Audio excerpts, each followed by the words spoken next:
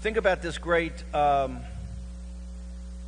structure, this building that we're in. The Crocker Mansion, here outside of New York City, the global financial capital. This beautiful mansion and beautiful grounds and the new headquarters, it's ironic, but proper and fitting that this was built on the labor of Chinese people. Crocker was the head of the Central Pacific Railroad. In 1865, the very first immigrant from Canton came to the United States because they didn't have enough labor with the Civil War. I think there were 15,000 by 1868. They built the toughest part of the Transcontinental Railroad across the Sierra Nevada, across the Rocky Mountains. That ceaseless labor is what built this. Just like if you look over at New York City, you look at those skyscrapers, you look at modern industrial society, what is that built upon? The slave labor of Lao Beijing. We have a very stark reality in front of us.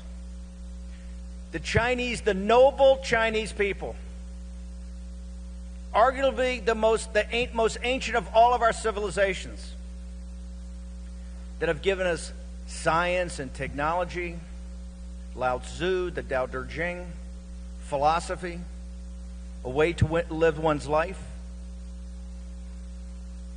is now the home for untold hundreds of millions of underground evangelical Christians and Catholics. Also many other Buddhist sects and other sects that practice their underground. That's civilization. Think about it for a second. In the modern world, the only people not free in the modern world are the Chinese people. Now think about that for a second.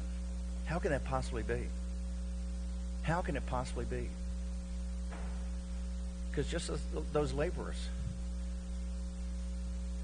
The elites in China with the CCP are partnered with the elites throughout the world, right? They have an economic system that works for them. That economic system is built on the slave labor of the Chinese people. That has to be burned into the soul of not just the modern American people, but throughout the world. That this entire world's economy rests on slave labor. Now think about it for a second.